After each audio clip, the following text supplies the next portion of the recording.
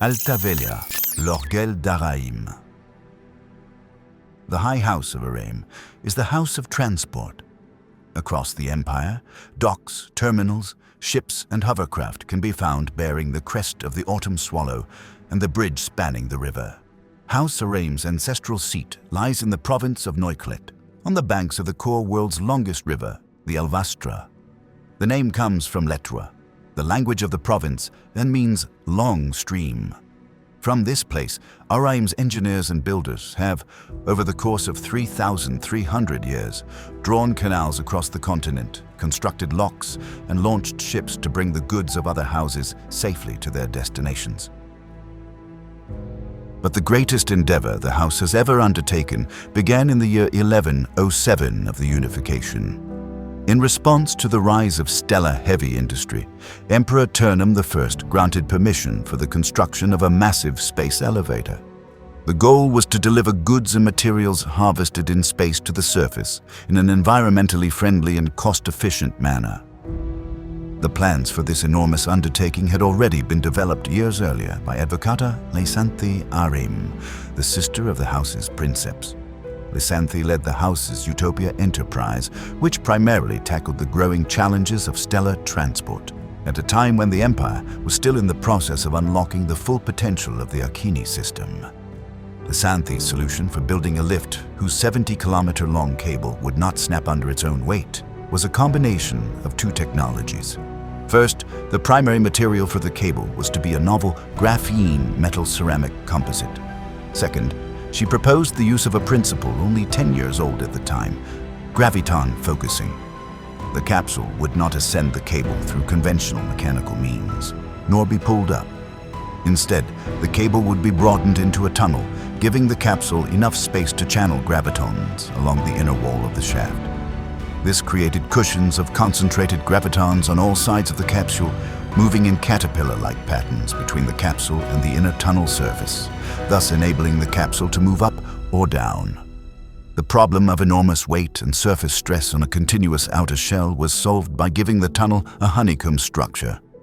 After the first prototypes and the approval from the Imperial Ministry of Infrastructure allocation, construction began in the Serious Plain on the 10th of Herba, 1107.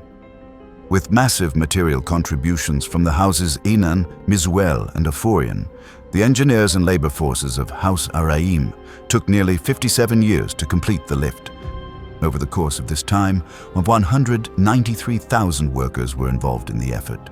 More than 70 honorable houses were founded as a direct result of the lift's construction.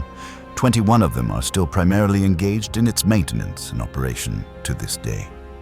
House Araim spent a total of 120 million solidi on the construction. Half of this cost was covered by the Crown through the waiving of the tithe. 1/4 was compensated by the Crown through granting operating rights for the lift until the year 1400, and the remaining quarter was invested by other houses in exchange for future use of patents. Today, the lift is an affordable alternative for reaching space or returning to the planet. A one-way trip costs 50 dinars. Members of House Araim pay only 25. The capsules currently in use are the third iteration. Each journey, which after accounting for all additional effects such as the Coriolis force, reaches a speed of 90 meters per second, takes around 5 days. Each capsule can transport up to 6,000 metric tons of cargo and 150 passengers. After every trip to the orbital station, the capsule is replaced and undergoes a full inspection and maintenance check before its next deployment. Sensor systems that monitor the graviton fields during transit provide data on the tunnel's condition. Repair drones move continuously along the tunnel, documenting damage, deploying nanoprobes for minor fixes, or staging materials for more extensive future repairs. In total, nearly 15,000 Akhinnae across 24 houses are responsible for the maintenance, safety, and handling of freight and passengers.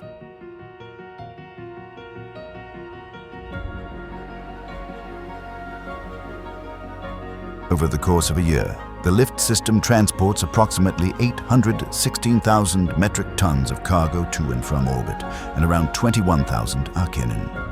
On board the capsule, materials, supplies, equipment, and even small spacecraft can be housed in the large cargo hold. The upper decks contain communal quarters for common folk and a few small private cabins for nobles. However, hygiene facilities, the canteen, and the medical station are shared by all social ranks.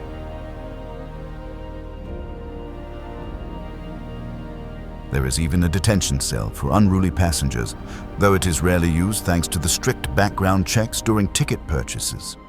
Individuals without house affiliation or those with criminal records are strictly barred from travel.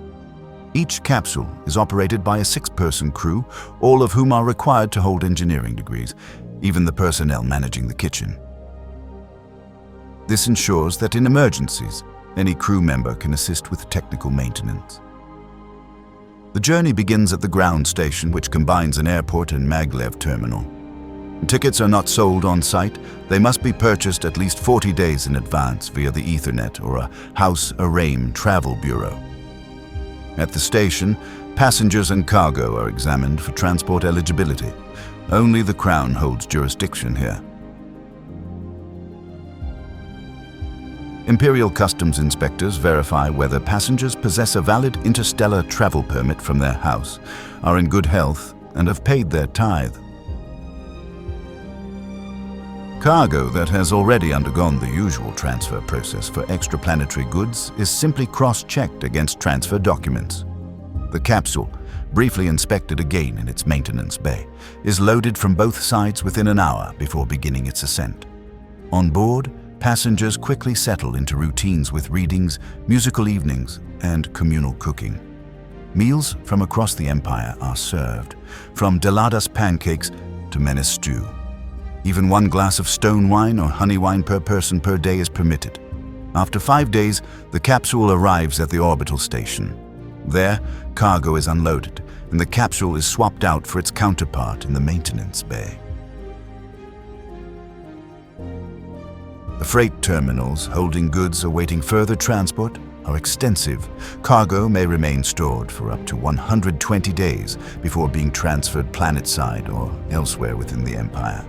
The orbital station also houses a unit of the orbital forces, tasked with responding to potential piracy threats, although this unit has yet to be deployed. Within the station is a large habitat unit where travelers can await their next connection or undergo medical screening by personnel from House Likharan, especially if arriving from colonial worlds. By the year 1400, House Araim plans to introduce the 4th generation capsule, which will be capable of carrying nearly twice the weight and passenger capacity in order to match advancements in interstellar traffic.